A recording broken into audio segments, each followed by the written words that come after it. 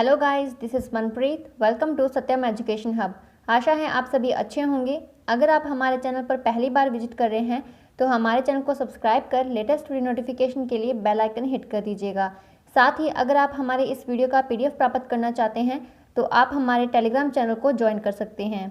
तो आज हम इस वीडियो में बात करने वाले हैं हमारे स्टैटिक जीके सेट 7 के बारे में।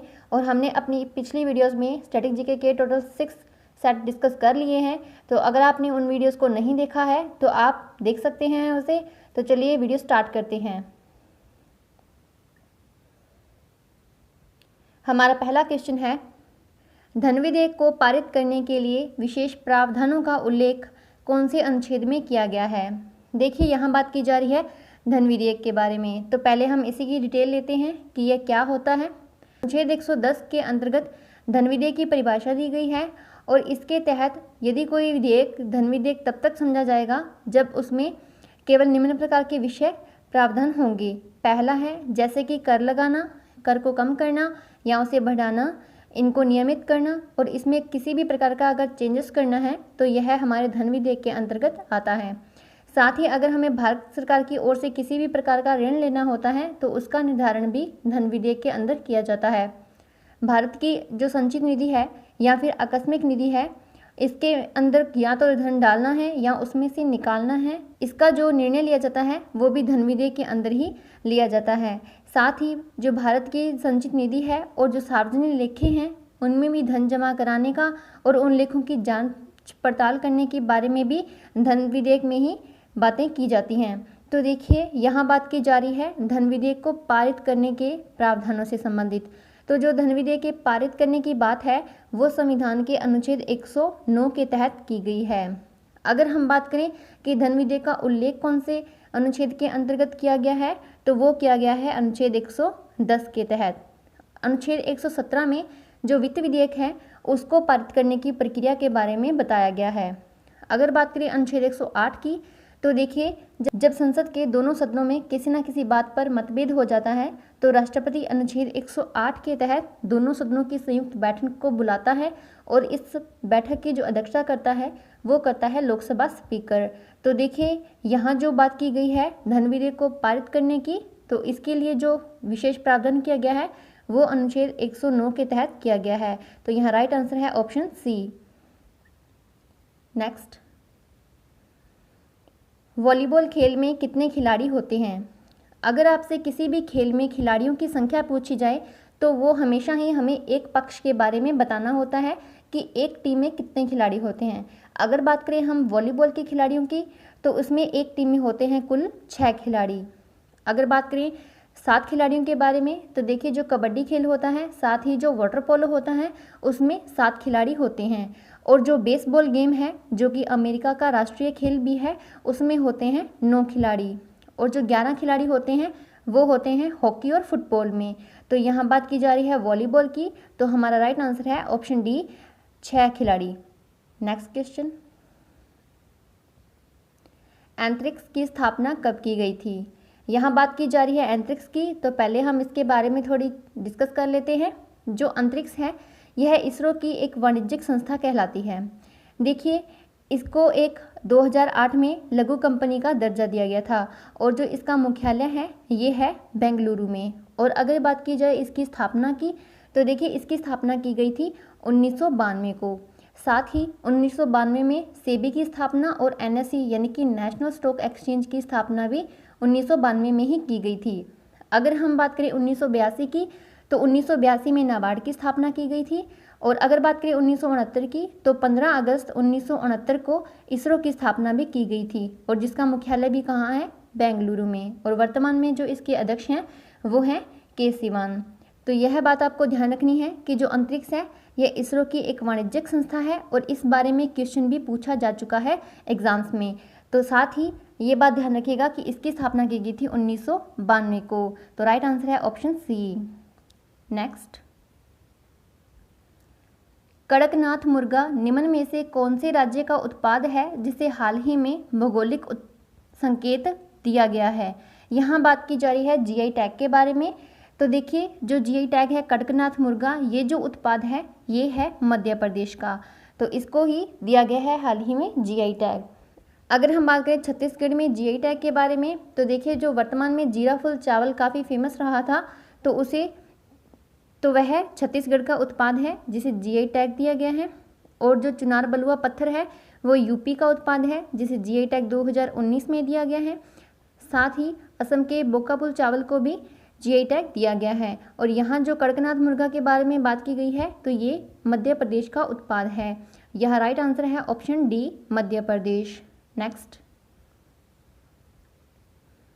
बिग एप्पल की संज्ञा किसे दी गई है? देखिए जो अमेरिका का एक प्रमुख शहर है न्यूयॉर्क, जहाँ पर यूनिसेफ का मुख्यालय है, इसे ही कहा जाता है बिग एप्पल के नाम से इसको जाना जाता है। अगर बात करें हम सिडनी की, तो देखिए जो सिडनी है यह ऑस्ट्रेलिया का प्रमुख शहर है। रियो डी जेनेरियो ब्राज़ील में स्थित है और नॉर्वे स्वयं एक देश है। तो यहाँ राइट आंसर है ऑप्शन डी, न्यूयॉर्क। नेक्स्ट, निम्न महारत्न कंपनियों के बारे में कौन सा कथन असत्य है? यहाँ आपको महारत्न कंपनियों के नाम दिए गए हैं और उनके जो फाउंडेशन ईयर हैं उनके बारे में दिया गया है। तो आपको ये बताना है कि कौन सा सही नहीं है। पहले बात करें इंडियन ऑयल की, तो इसकी स्थापना 2010 में की गई थी, तो ये बिल्कुल राइट है। National thermal power plant NTPC, तो इसकी स्थापना हुई थी 2010 में, बिल्कुल सही है। भारत हैवी इलेक्ट्रिकल्स लिमिटेड यानी कि जो भेल है, देखिए जो भेल की स्थापना की गई थी ये की गई थी 2013 में, ना कि 2010 में। तो ये जो ऑप्शन सी है ये गलत है। अगर बात करें हम ओएनजीसी की यानी कि oil and natural gas corporation की, तो इसकी स्थापना की गई थी 2010 को। तो यहाँ जो इनमें से कथन असत्य है वो है option C, Bharat heavy electrical limited. Option C यहाँ राइट आंसर हो जाएगा। साथ ही बात करें हम महारत्न कंपनियों के बारे में, तो देखिए भारत में कुछ कंपनियों की कैटेगरीज हैं, महारत्न कंपनी, मिनी रत्न कंपनी। और इनके लिए जो महारत्न कंपनियों के बारे में जो एक्ट लाया गया था वो लाया गया था 2009 को। और वर्तमान में भारत में कुल 8 महारत्न कंपनियां हैं।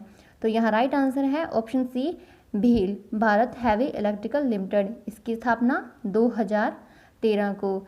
आजकल महारत्न कंपनियों के बारे में भी एग्जाम्स में काफ़ी क्वेश्चन पुट किए जाते हैं, तो आपको ये बात ध्यान रखनी है। नेक्स्ट, जल का घनत्व डैश पर सर्वाधिक होता है। आपको बताना है यहाँ जो जल का घनत्व है वो कौन से तापमान पर सबसे ज़्यादा घनत्व वाला होता है।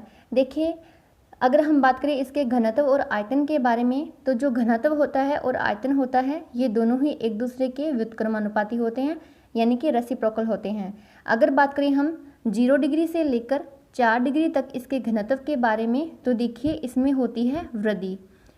और 4 डिग्री सेल्सियस पर जाकर जो जल का घनत्व है यह सर्वाधिक हो जाता है। और अगर बात करें हम 4 डिग्री से लेकर 10 डिग्री सेल्सियस तक के तापमान के बारे में, तो इसमें हो जाती है कमी। यानी कि जैसे ही जल का तापमान 4 डिग्री सेल्सियस होता है तो उसके बाद में उसका जो घनत्व है उसमें कमी होने लगती है।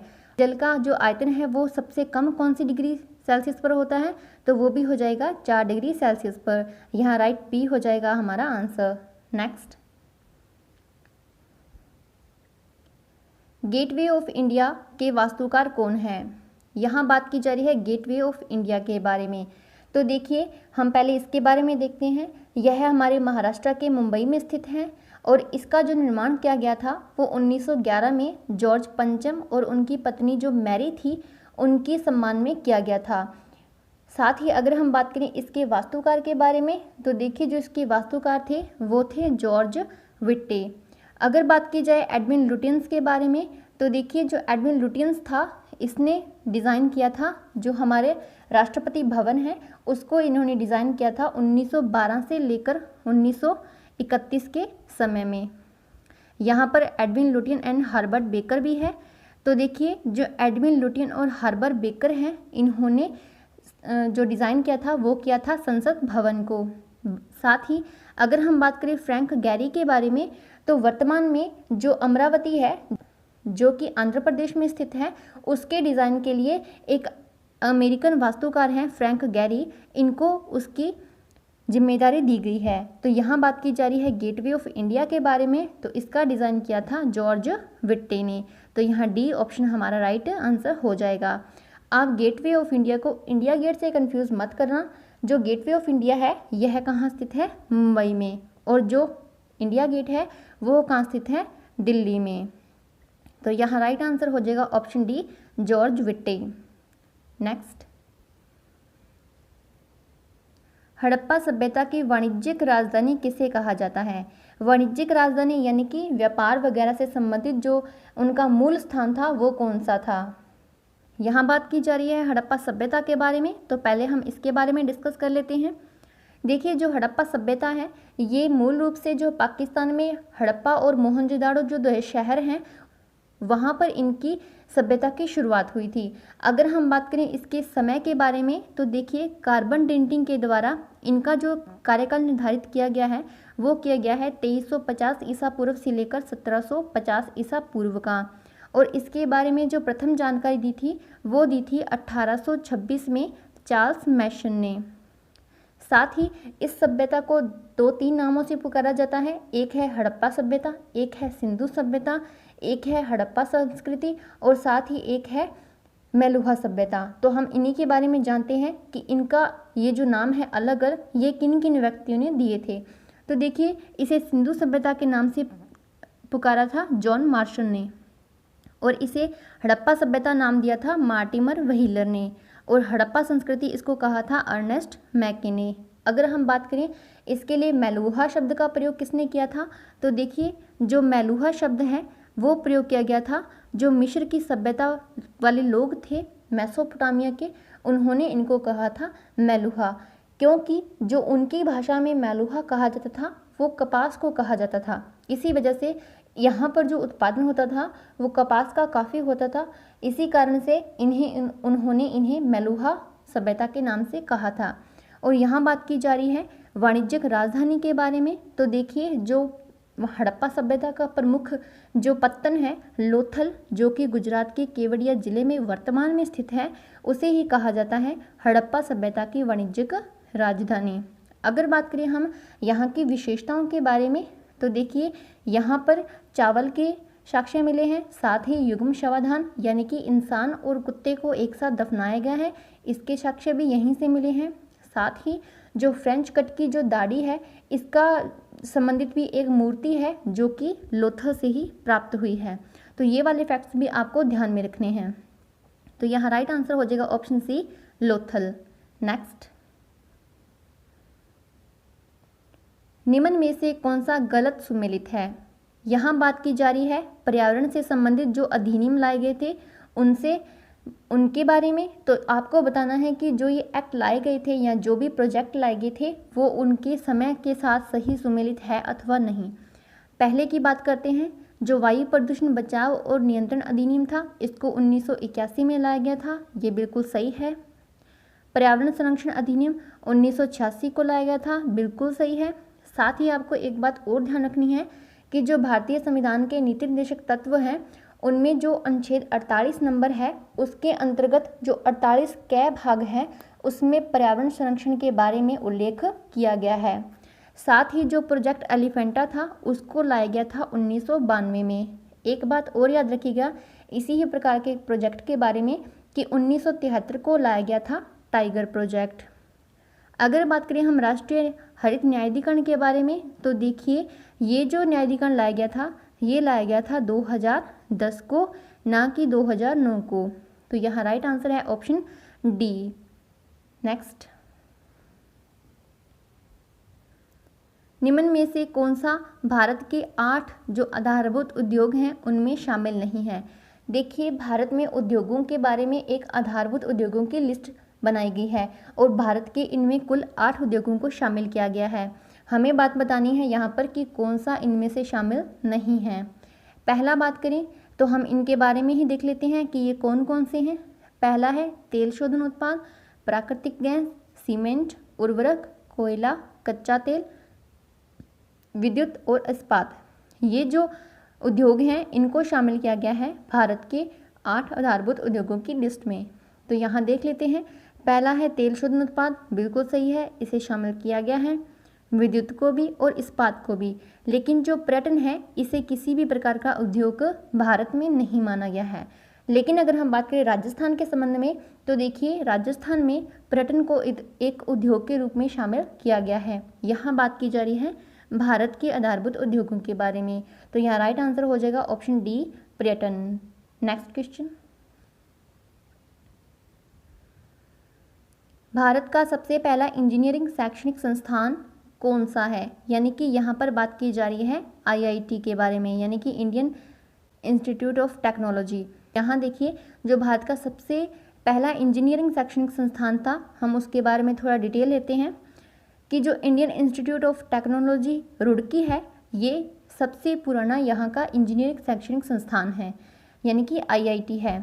अब देखिए जो इसकी स्थापना की गई थी वो की गई थी 1847 को, और उस समय जो भारत के जो लेफ्टिनेंट गवर्नर थे वो थे थॉमसन, और इन्हीं के समय में इन्होंने इसकी स्थापना की थी। साथ ही इस समय अगर बात करें हम भारत के गवर्नर जनरल के बारे में, तो वो थे डलहौजी, जिन्होंने व्यक्तिगत का सिद्धांत अपनाया था। और ये जो संस्थान है यह उत्तराखंड में स्थित है। तो ये बात भी आपसे पूछी जा सकती है कि जो आईआईटी रुड़की है ये कहाँ पर स्थित है? तो यहाँ राइट आंसर हो जाएगा option C, Roorkee engineering college. अगर हम बात करें बनारस हिंदू विश्वविद्यालय वाराणसी के बारे में, तो इसके बारे में भी बहुत बार पूछा जाता है कि इसकी स्थापना किस किस ने की थी। तो देखिए इसकी स्थापना की थी जो मदन मोहन मालवीय हैं और उनके साथ में एनी बेसेंट, इन दोनों ने मिलकर इनकी जो स्थापना की थी। तो यहाँ राइट आंसर है option C, Roorkee engineering college. Next, मैंने आपका वोट कमाया है या नहीं, मैंने आपकी बात सुनी है, आपसे सीखा है, आपने मुझे एक बेहतर राष्ट्रपति बनाया है, जैसा कि कहा गया है। देखिए ये कुछ शब्द हैं जो किसी देश के प्रमुख राष्ट्रपति ने कहे थे। तो यहाँ पूछा गया है कि ये जो शब्द हैं ये कौन से राष्ट्रपति ने कहे थे। बात की जा रही है यहाँ पर राष्ट्रपति के बारे में। तो पहले हम इसके बारे में डिटेल लेते हैं कि ये बात कब की गई थी और किसने कही थी। तो देखिए जो बराक ओबामा हैं जो कि अमेरिका के राष्ट्रपति हैं, और साथ ही ये जो डेमोक्रेटिक पार्टी हैं उससे संबंध रखते हैं। जब इनका दूसरा कार्यकाल का समय शुरू हुआ था तो उस समय इन्होंने ये बात कही थी जनता से अपने भाषण में, और ये अमेरिका के 44वें राष्ट्रपति थे। तो देखिए ये बात कही थी बराक ओबामा ने, जो कि अमेरिका के पूर्व राष्ट्रपति हैं डेमोक्रेटिक पार्टी से। तो यहाँ राइट आंसर हो जाएगा ऑप्शन ए, बराक ओबामा। अगर हम बात करें नेल्सन मंडेला के बारे में, तो देखिए ये हैं साउथ अफ्रीका के पहले अश्वेत राष्ट्रपति। अगर बात करें एपीजे अब्दुल कलाम की, तो ये हैं हमारे देश के 11वें राष्ट्रपति। इन्हें मिसाइल मैन ऑफ इंडिया के नाम से भी जाना जाता है। और जो जॉर्ज बुश हैं ये अमेरिका के पूर्व राष्ट्रपति हैं। तो यहाँ राइट आंसर है ऑप्शन ए। नेक्स्ट, गोकक जलप्रपात कहाँ पर स्थित है? आजकल जलप्रपात के बारे में भी काफ़ी क्वेश्चन पुट किए जाते हैं। ये झरनों की तरह ही होते हैं और इनके बारे में पूछा जाता है। तो देखिए जो गोकक जलप्रपात है यह घाटप्रभा नदी पर स्थित है कर्नाटका में। तो ये बात आपको ध्यान रखनी है। या तो इनके बारे में पूछा जाता है कि यह कौन सी नदी पर स्थित है, या फिर इनके बारे में ये पूछ लिया जाता है कि ये कौन से राज्यों में स्थित हैं। तो ये बात ध्यान रखना कि जो गोकक जलप्रपात है यह कर्नाटका में स्थित है घाटप्रभा नदी पर। नेक्स्ट, गन मेटल किसका मिश्र धातु है? यहाँ बात की जा रही है गन वाले मेटल के बारे में, यानी कि जो गन बनाई जाती है उसमें जो मेटल यूज़ किया जाता है उसको किन किन धातुओं को मिलाकर बनाया जाता है। तो ये कुछ आपका एग्जाम्पल है, चित्र है, आप इसे देख सकते हैं। तो इसको बनाया जाता है जो कॉपर होता है, टिन होता है और जिंक होता है, इसको मिलाकर इसकी मिश्र धातु का निर्माण किया जाता है। तो यहाँ ऑप्शन डी हमारा राइट आंसर होगा। नेक्स्ट, नीलगिरी पहाड़ी यानी कि जो ब्लू माउंटेन्स हैं, निम्न में से कौन सा जनजातीय समुदाय वहाँ पर प्रमुख है? यह बात की जा रही है नीलगिरी पहाड़ों के बारे में, यानी कि जिनको हम ब्लू माउंटेन्स के नाम से भी जानते हैं, जो कि भारत के दक्षिण में स्थित हैं, तमिलनाडु राज्य में। देखिए इसकी जो सबसे ऊंची चोटी है वो है डोडा बेटा, जिसकी कुल जो हाइट है वो है 263 मीटर। और यहाँ पर जो पाई जाने वाली जनजाति मुख्य है वो है टोडा। अगर बात करें जारवा के बारे में, तो देखिए जो जारवा है ये अंडमान और निकोबार की एक प्रमुख जनजाति है। और अगर बात करें गोंड की, तो गोंड जो जनजाति है ये है एमपी की प्रमुख जनजाति। तो यहाँ ऑप्शन डी हमारा राइट आंसर हो जाएगा, टोडा। नेक्स्ट, निम्न को इनके कालक्रमानुसार लिखिए। यहाँ बात की जा रही है कुछ मस्जिदों के बारे में या फिर कुछ जो बड़े बड़े स्मारक हैं उनके बारे में। तो इनका हमें कालक्रमांक के अनुसार लिखना है कि ये कब कब बनाई गई थी। पहले बात करें हम इनके ऑप्शंस को देखते हैं। तुगलकाबाद, लोधी बाग में बड़ा गुंबद, कुतुब मीनार और फतेहपुर सीकरी। तो देखिए सबसे पहले जो समय काल आया था वो आया था सल्तनत काल और उसके बाद में आया था मुगल काल। तो देखिए बात करते हैं इसके बारे में। 1206 से लेकर 1526 तक चला था सल्तनत काल। उसके बाद में आया था 1526 से लेकर 1857 की क्रांति तक चला था मुगल काल। उसके बाद में अंग्रेज़ों के बारे में काफ़ी बात की गई थी। अगर बात करें हम इनके बारे में तो देखिए जो मोहम्मद गौरी आया था उसके जो गुलाम था कुतुबुद्दीन ऐबक, उसने गुलाम वंश की स्थापना की थी। साथ ही उसने कुतुब मीनार का निर्माण करवाया था। और इसके बारे में ये भी पूछा जाता है कि इसका निर्माण पूरा किसने करवाया था, तो उसके बारे में बात हो जाएगी इल्तुतमिश की। तो सबसे पहले तो निर्माण करवाया गया था कुतुब मीनार का। उसके बाद में बात की जाएगी तुगलक वंश की। तो तुगलक वंश ने करवाया था, जो तुगलक वंश के जो शासक थे उसमें करवाया था तुगलकाबाद का। तो यहाँ हो जाएगा सबसे पहले आएगा 3, उसके बाद में आएगा 1 और उसके बाद में देखिए जो बाबर आया था 1526 में उसने करवाया था लोधी बाग में बड़े गुंबद का निर्माण। उसके बाद में आएगा ऑप्शन 2 आएगा। फिर जो फतेहपुर सीकरी है जिसका निर्माण अकबर ने करवाया था, फिर आएगा ऑप्शन नंबर 4। तो देखिए ये क्रम है ऑप्शन ए में। तो यहाँ ऑप्शन ए हमारा राइट आंसर हो जाएगा। Option A is the right answer. Next, निम्न में से किन के प्रयासों से पंचायतों में महिलाओं के लिए स्थान आरक्षित की व्यवस्था की गई है। देखिए अगर हम बात करें महिलाओं के लिए स्थान आरक्षण के बारे में तो इसके लिए आरक्षण का प्रावधान किया गया है पंचायतों में। और इनका जो प्रावधान किया गया है ये हमारे संविधान का जो 64वां संविधान संशोधन हुआ था उसके तहत किया गया है। और कुल सीटों का जो 1/3 जो है वो आरक्षित किया गया था। और इसका जो प्रमुख प्रयास किया था, सबसे पहले प्रयास किया था वो किया था हमारे भारत के पूर्व प्रधानमंत्री राजीव गांधी ने। और इसी के बाद में ये एक्ट लाया गया था और ये संविधान संशोधन किया गया था, 64वां संविधान संशोधन। इसके तहत 1/3 सीटों को आरक्षित किया गया था पंचायतों में महिलाओं के लिए। तो यहाँ ऑप्शन सी राइट आंसर हो जाएगा। नेक्स्ट क्वेश्चन, जलियांवाला बाग हत्याकांड की जांच के लिए डैश का गठन किया गया था।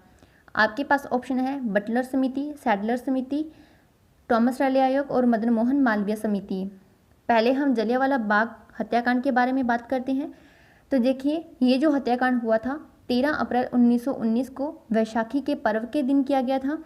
और इसमें जितने भी निहत्थी भीड़ थी इस पर जनरल माइकल ओ डायर ने इन पर गोली चलाने का आदेश दे दिया था। ब्रिटिश सरकार के द्वारा इसकी जांच करने के लिए हंटर आयोग को गठित किया गया था 19 अक्टूबर 1919 को। साथ ही अगर हम बात करें कि ये जो जलियांवाला बाग था ये किसकी प्रॉपर्टी थी, तो देखिए एक जल्ली नामक व्यक्ति था, उसकी ये प्रॉपर्टी थी। यहाँ पर काफ़ी लोग इकट्ठे हुए थे। अगर हम बात करें कि ब्रिटिश सरकार के द्वारा इसकी जांच करने के लिए किसकी गठन किया गया था, तो वो किया गया था हंटर आयोग का। लेकिन साथ ही जो भारतीय राष्ट्रीय कांग्रेस थी इन्होंने मदन मोहन मालवीय कमेटी का भी गठन किया था। तो यहाँ option D is the right answer. अगर हम बात करें सैडलर आयोग की, तो सैडलर आयोग की गठन किया गया था 1917 में और यह एजुकेशन से संबंधित है। साथ ही अगर हम बात करें थॉमस रैले कमीशन की, तो देखिए जो थॉमस रैले कमीशन था इसको 1904 में गठित किया गया था और यह जो यूनिवर्सिटीज़ हैं उससे संबंधित था। तो यहाँ राइट आंसर है ऑप्शन डी। नेक्स्ट, इसरो के सभी कौन से चेयरमैन का सबसे लंबा कार्यकाल रहा था। यहाँ पर बात की जा रही है इसरो की, तो पहले हम इसी को देख लेते हैं। तो इसकी स्थापना की गई थी 15 अगस्त 1969 को और इसका जो मुख्यालय है वो है बेंगलुरु में और इसके जो वर्तमान अध्यक्ष हैं वो हैं के शिवान। सबसे पहले चेयरमैन थे वो थे विक्रम साराभाई। और उसके बाद में बात आती है, अगर हम बात करें डॉक्टर सतीश धवन की, इनके नाम पे सतीश धवन सेंटर भी है, तो ये थे इसके तीसरे अध्यक्ष। अगर बात करें हम इनके सबसे लंबे कार्यकाल वाले चेयरमैन की, वो थे डॉक्टर सतीश धवन ही थे जो कि इसके तीसरे अध्यक्ष थे। साथ ही अगर हम बात करें किरण कुमार की, तो ये इसके 9वें अध्यक्ष थे। और के शिवान जो कि वर्तमान में है, वो हैं इनके 10वें क्रम के अध्यक्ष। तो यहाँ राइट आंसर है option D, doctor Satish Dhawan, जो कि इसके 3रे चेयरमैन रहे। नेक्स्ट, गुजरात में प्रसिद्ध द्वारकाधीश मंदिर कौन सी, यहाँ पर लिखा हुआ है नदी पर। तो यहाँ आपको नदी का नाम बताना है, नदी पर स्थित है। देखिए जो द्वारकाधीश मंदिर है ये गुजरात में स्थित है और यह गोमती नदी पर स्थित है। अगर बात करें हम नर्मदा नदी के बारे में, तो जो नर्मदा नदी है ये इसका जो उद्गम स्थल है वो अमरकंटक की पहाड़ियों से होता है। तो यहाँ राइट आंसर है ऑप्शन डी, गोमती नदी। नेक्स्ट, भूटान के राष्ट्रीय पक्षी का नाम क्या है। देखिए यहाँ पर बात की जा रही है किसी राष्ट्रीय के बारे में, तो जो हमारे पड़ोसी राज्य हैं उनके बारे में, जो भी उनके राष्ट्रीय चिन्ह हैं उनके बारे में काफ़ी पूछा जाता है। तो हम इसके बारे में भी आज डिस्कस कर लेते हैं। यहाँ बात की जा रही है भूटान के बारे में, तो हम पहले उसी के बारे में जान लेते हैं। इसकी राजधानी है थिम्फू और इसकी जो मुद्रा है वो है न्यूगल ट्रम, और इसके जो वर्तमान में प्रधानमंत्री हैं वो है लोटे शेरिंग। अगर बात की जाए इसके पक्षी के बारे में, तो देखिए जो इसका राष्ट्रीय पक्षी है वो है काला कौवा, जिन्हें ये कहते हैं रावेन। अगर बात करें चुकार के बारे में, तो जो चुकार है ये पाकिस्तान का है, जो रेड क्राउन क्रेन है ये चाइना का है, और जो मोर है ये है इंडिया का। तो यहाँ भूटान के बारे में बात की जा रही है, तो ऑप्शन सी जो है वो हमारा राइट आंसर हो जाएगा। नेक्स्ट, सिंधु जल समझौता कब हुआ था। देखिए जो सिंधु नदी है और साथ ही जो इसकी सहायक नदियां हैं, इनके जल से संबंधित भारत और पाकिस्तान के मध्य में एक समझौता हुआ था, और ये समझौता हुआ था भारत के प्रधानमंत्री जवाहरलाल नेहरू और पाकिस्तान के जो राष्ट्रपति उस समय थे अयूब खान, इनके मध्य हुआ था। साथ ही ये बात भी कई बार पूछ ली जाती है कि इस समझौते के बारे में जो इसकी मध्यस्थता की थी वो किसने की थी, तो वो की थी वर्ल्ड बैंक ने, जिसकी स्थापना की गई थी जुलाई 1944 को। तो ये बात आप ध्यान रखिएगा। अब हम बात करते हैं इस समझौते के बारे में। तो देखिए इसके बारे में ये निर्णय लिया गया था कि जो पूर्व की नदियां हैं ब्यास, रावी और सतलज, यानी कि जो सिंधु की पूर्वी नदियां हैं, पूर्व सहायक नदियां हैं, उनके बारे में तो इनका जो नियंत्रण है वो भारत के अंडर होगा, क्योंकि ये भारत के पंजाब में स्थित हैं। और जो इसकी 3 पश्चिमी नदियां हैं सिंधु, चिनाब और झेलम, ये सिंधु नदी में पश्चिमी दिशा से एंटर करती हैं, तो इसका जो कंट्रोल दिया जाएगा वो दिया जाएगा पाकिस्तान को। साथ ही इसमें बात और की गई थी कि जो इतनी बड़ी सिंधु नदी है इसका मात्र 20% जो पानी है वो उपयोग कर सकता है भारत। तो देखिए ये जो समझौता हुआ था ये हुआ था 1960 को। तो ये बात आपको ध्यान रखनी है। राइट आंसर हो जाएगा हमारा ऑप्शन ए। नेक्स्ट, वर्णनांतता के बारे में कौन सा कथन असत्य है। यहाँ पर बात की जा रही है वर्णनांतता के बारे में।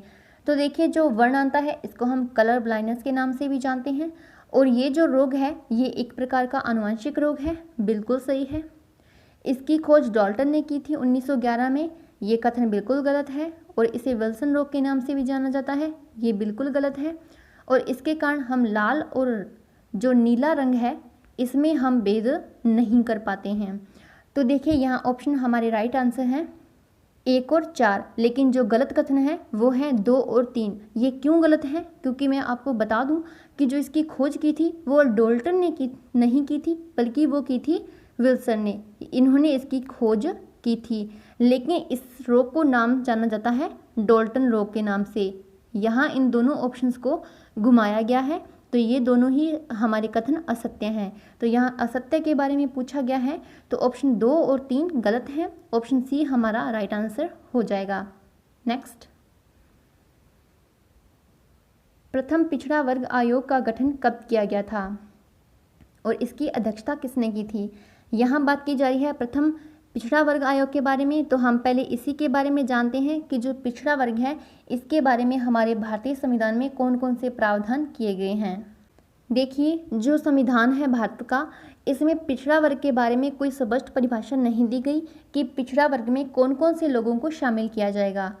लेकिन इसमें इतनी बात की गई है कि इसमें जो शैक्षणिक और सामाजिक स्तर पर पिछड़े हुए लोग होंगे उनको शामिल किया जाएगा। साथ ही जो भारतीय संविधान का अनुच्छेद 340 है, इसमें भारतीय राष्ट्रपति को पिछड़े वर्ग की जो समस्याएं हैं और उनकी जो कठिनाइयां हैं उनके बारे में जांच करना और उनके बारे में सुधार करने के लिए एक पिछड़ा वर्ग आयोग का गठन करने की बात की गई है। इनको ये हक दिया गया है कि ये पिछड़ा वर्ग के बारे में पूरी जांच करवा सकते हैं और उनके लिए पिछड़ा वर्ग जैसे आयोग को बनाकर इनके लिए सुधार करने का कार्य कर सकते हैं। अगर हम बात करें प्रथम पिछड़ा वर्ग आयोग की, तो देखिए 1953 में काका कालेलकर की अध्यक्षता में एक आयोग का स्थापना की गई थी, जिसे हम पिछड़ा वर्ग आयोग के नाम से भी जानते हैं। ये पहला गठित किया गया था।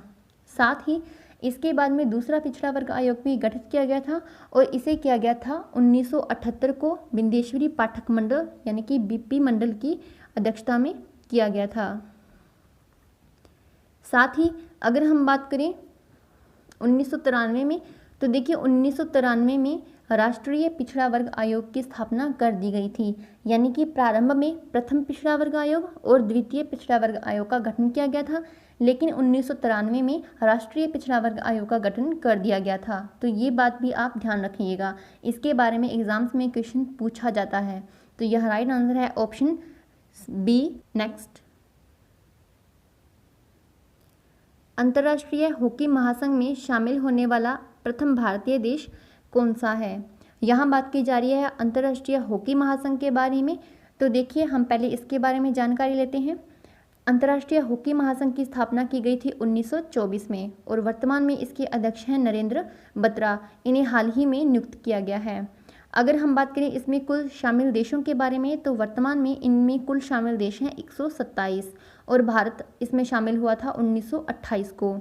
अगर हम इसमें भारतीय टीमों के प्रदर्शन के बारे में बात करें, तो 2019 में जो इनका प्रदर्शन रहा था भारतीय पुरुष टीम का और भारतीय महिला हॉकी टीम का, तो देखिए टॉप 10 में आता है भारत और इसमें जो भारतीय पुरुष हॉकी टीम है इसका स्थान आता है 5 नंबर और जो भारतीय महिला पुरुष हॉकी टीम है इनका नंबर आता है 9वां, यानी कि जो महिलाएं हैं ये अभी भी काफ़ी पिछड़ी हुई हैं। तो अगर बात करें हम इसमें शामिल होने वाला पहला भारतीय नहीं है, यहाँ पर एक बात और ध्यान रखिएगा, यहाँ बात की गई है एशियाई देशों के बारे में कि प्रथम एशियाई देश कौन सा था। तो ये था हमारा भारत ही था, जो कि 1928 में शामिल हो गया था। तो यह राइट आंसर है ऑप्शन सी। नेक्स्ट, प्रकाश निर्वात में यात्रा कर सकता है लेकिन ध्वनि नहीं, क्योंकि देखिए पहले हम तरंगों के बारे में बात करते हैं। जो तरंगे होती हैं वो टोटल 2 प्रकार की होती हैं, एक होती है यांत्रिक तरंग और दूसरी होती है विद्युत चुम्बकीय तरंग। यांत्रिक तरंगे वो होती हैं जिन्हें संचार करने के लिए किसी न किसी मीडियम की आवश्यकता पड़ती है और ये 2 प्रकार की होती हैं, एक तो होती है अनुदैर्ध्य तरंग और एक होती है अनुप्रस्थ तरंग। अगर बात करें हम विद्युत चुम्बकीय तरंग के बारे में, तो देखिए जो विद्युत चुम्बकीय तरंग होती है इन्हें किसी भी प्रकार के माध्यम की आवश्यकता नहीं होती संचरण करने के लिए, क्योंकि देखिए जैसे प्रकाश है इसे किसी भी प्रकार की मीडियम की आवश्यकता नहीं होती। साथ ही जो एक्सरेज होती हैं इन्हें भी कोई मीडियम की ज़रूरत नहीं पड़ती, तो ये कहलाएंगी हमारी विद्युत चुम्बकीय तरंग। तो यहाँ हम पहले ऑप्शन को डिस्कस करते हैं। पहला है ध्वनि की गति प्रकाश से काफ़ी धीमी होती है, ये कथन बिल्कुल गलत है। प्रकाश है इसकी ये जो तरंग है ये प्रकृति में विद्युत चुम्बकीय तरंग है, ये बिल्कुल सही है। जो प्रकाश है इन्हें किसी भी प्रकार के मीडियम की आवश्यकता नहीं होती, ये पूरे निर्वात में यानी कि जहाँ वायुमंडल नहीं होता वहाँ पर भी ये संचरण कर सकती हैं। जो ध्वनि तरंगे हैं ये विद्युत चुम्बकीय तरंग है, बिल्कुल गलत है। देखिए ये एक प्रकार की यांत्रिक तरंग है और यांत्रिक तरंगों में ये अनुदैर्ध्य प्रकार की तरंग है।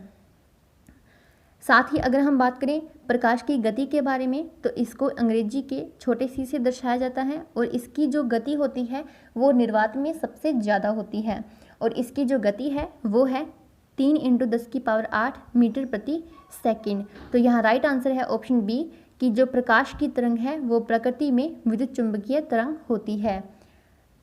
नेक्स्ट, रेडियोधर्मिता की इकाई क्या है? यहाँ बात की जा रही है रेडियोधर्मिता की इकाई के बारे में। तो पहले हम ऑप्शंस को देखते हैं। देखिए जो एंगस्ट्रॉम है ये लेंथ को डिनोट करता है, जो कैंडेला है ये ज्योति तीव्रता को दर्शाती है। जो क्यूरी है इसके द्वारा हम मापन करते हैं रेडियोधर्मिता का। साथ ही जो बैक्टीरियल होता है उसके द्वारा भी हम रेडियोधर्मिता का मापन कर सकते हैं। लेकिन जो अर्ग है, देखिए सीजीएस पद्धति और एमकेएस पद्धति में अलग अलग मात्रक हैं। तो जो सीजीएस पद्धति की बात करें तो इसमें जो बल का मात्रक है वो है अर्ग, लेकिन जो एमकेएस पद्धति है उसमें, जिसको हम एसआई पद्धति के नाम से भी जानते हैं, उसमें जो बल का मात्रक है वो है न्यूटन। और अगर बात की जाए कि जो 1 न्यूटन है वो कितने अर्ग के बराबर होता है, तो वो होता है 10⁻7 अर्ग के बराबर। तो यहाँ राइट आंसर है ऑप्शन सी, क्यूरी। साथ ही बात ध्यान रखिएगा, रेडियोधर्मिता को हम बैक्टीरियल से भी माप सकते हैं। नेक्स्ट, अलाइस इन वंडरलैंड पुस्तक के लेखक कौन है? देखिए जो अलाइस इन वंडरलैंड बुक है इसमें एक कहानी है एक उस लड़की के बारे में जो एक खरगोश के बिल में घिर जाती है और वो एक काल्पनिक दुनिया में प्रवेश कर जाती है। और ये जो कविता है ये कक्षा 3री और 4थी की बुक्स में मिल जाती है हमें पढ़ने को। तो जो इस पुस्तक के लेखक हैं वो है लुइस कैरोल। तो यहाँ option D is the right answer. Next, Tanakh ग्रंथ कौन से धर्म अथवा समुदाय से संबंधित है? यहाँ बात की जा रही है धर्म ग्रंथों के बारे में। तो मैंने आपको पहले भी बताया है कि जो धार्मिक ग्रंथ हैं इनमें डायरेक्ट यही पूछा जाता है कि ये कौन से धर्म से संबंधित है या कौन से समुदाय से। तो देखिए जो तनाख ग्रंथ है ये संबंधित है यहूदी धर्म से। Option A is the right answer. Next guys, आज हम बात करने वाले हैं भारत रत्न के इतिहास के बारे में कि जो भारत रत्न है इसे कब शुरू किया गया था, किसने शुरू किया था और ये किन किन क्षेत्रों में दिया जाता है और वर्तमान में इनको किन किन लोगों को दिया जा चुका है। तो सबसे पहले हम बात करते हैं इसी के बारे में। तो चलिए स्टार्ट करते हैं। यह भारत का सबसे सर्वोच्च नागरिक सम्मान है, यानी कि हाईएस्ट सिविलियन अवार्ड है। और ये जो सम्मान दिया जाता है ये राष्ट्रीय सेवा के लिए दिया जाता है। राष्ट्रीय सेवा के जो क्षेत्र हैं वो हैं कला, साहित्य, विज्ञान, सामाजिक सेवा, खेल। इन सब में शामिल जितने भी लोग हैं अगर ये कोई राष्ट्रीय महत्व का कार्य करते हैं तो इन्हें भारत रत्न से सम्मानित किया जाता है। इसकी स्थापना की गई थी 2 जनवरी 1954 को। तत्कालीन राष्ट्रपति थे जो राजेंद्र प्रसाद जी, इन्होंने ही इसकी स्थापना की थी।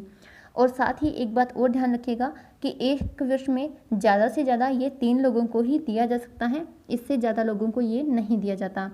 और इसका जो चिन्ह है इसमें पीपल के पत्ते पर सूर्य की जो प्लेटिनम की छवि है उसको दर्शाया गया है, ये आप यहाँ देख सकते हैं।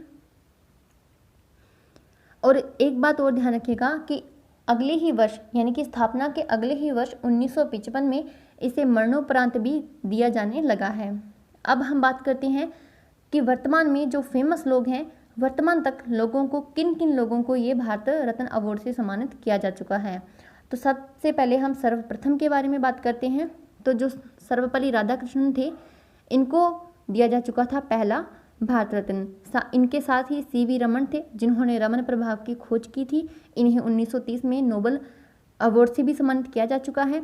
और जो प्रथम भारतीय स्वतंत्रता के पश्चात प्रथम भारतीय गवर्नर जनरल थे सी राजगोपालाचारी, उन्हें भी भारत रत्न से सम्मानित किया जा चुका है प्रथम बार में।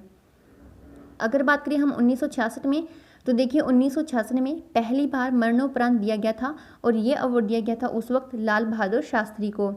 1971 में इंदिरा गांधी को इससे सम्मानित किया जा चुका है।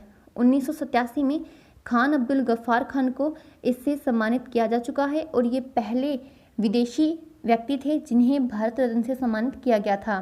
तो ये बात भी काफ़ी इम्पोर्टेंट है कि जो ऐसे कौन से प्रथम विदेशी व्यक्ति हैं जिन्हें भारत रत्न से सम्मानित किया था। तो राइट आंसर होगा खान अब्दुल गफ्फार खान। मदर टेरेसा को 1980 में ये पुरस्कार दिया गया था। देखिए 77 यानी कि 1977 के बाद में भारत रत्न अवार्ड को एक बार दिया जाना बंद कर दिया गया था, लेकिन 1989 के बाद में इसे पुनः शुरू कर दिया गया। तो ये बात भी पूछा जाता है कि जब भारत रत्न को दोबारा दिया जाना शुरू किया गया था तब इसमें सर्वप्रथम किसे दिया गया था। तो तब ये दिया गया था मदर टेरेसा को 1980 में। 1990 में भीमराव अंबेडकर और नेल्सन मंडेला को दिया गया था। नेल्सन मंडेला जो कि दक्षिणी अफ्रीका के प्रथम अश्वेत राष्ट्रपति रहे हैं। 1992 में APJ अब्दुल कलाम यानी कि मिसाइल मैन ऑफ इंडिया को JRD टाटा जो कि भारत के प्रमुख उद्योगपति हैं उन्हें, और सत्यजीत रॉय जो कि साहित्य से संबंधित हैं, इन्हें 1992 में भारत रत्न से सम्मानित किया जा चुका है। 1998 में प्रथम अर्थशास्त्री अमर्त्य सेन को इनके कल्याणकारी अर्थशास्त्र के सिद्धांतों के लिए भारत रत्न से सम्मानित किया गया है। 2001 में लता मंगेशकर और उस्ताद बिस्मिल्लाह खां को अवार्ड ये दिया गया था।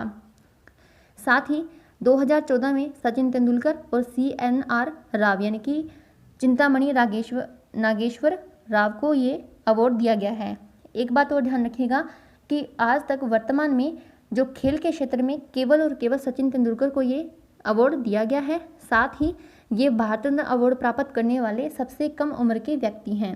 और 2015 में अटल बिहारी वाजपेयी और मदन मोहन मालवीय जो कि बनारस हिंदू विश्वविद्यालय के संस्थापक भी हैं, इन्हें इस भारत रत्न से सम्मानित किया जा चुका है। तो देखिए, हमने बात की है 2015 तक जितने भी फेमस पर्सनालिटीज़ हैं जिनको भारत रत्न दिया जा चुका है उनके बारे में हमने आज डिस्कस किया है। 2019 के जो भारत रत्न अवार्ड हैं उनको हम एक अलग वीडियो में डिस्कस करेंगे पूरा डीपली। तो ये बात आपको ध्यान रखनी है, जो मुख्य व्यक्ति हैं उनके बारे में आज हमने डिस्कस कर ली है। तो आज के वीडियो में इतना ही, लेकिन अभी हम आपके लिए एक और नया क्वेश्चन लाए हैं जिसका आंसर आपको देना है। आपको बताना है कि अंतर्वृद्धि जालिका की खोज किसने की थी। ऑप्शन है आपके पास पेलाडे, डी डुबे, अल्टमैन और रॉबर्ट ब्राउन। तो आपको इसका आंसर कमेंट सेक्शन बॉक्स में ज़रूर देना है, साथ ही आप इसकी डिटेल बता सकें तो और भी अच्छी बात है। तो आज के इस वीडियो में इतना ही। अगर आपको हमारा ये वीडियो पसंद आया है तो अपने दोस्तों में ज़्यादा से ज़्यादा इसको शेयर कीजिए, इसे लाइक कीजिए और हमारे चैनल को सब्सक्राइब कीजिए। जल्द ही मिलते हैं नेक्स्ट वीडियो के साथ। तब तक के लिए पढ़ते रहिए, स्वस्थ रहिए, मस्त रहिए।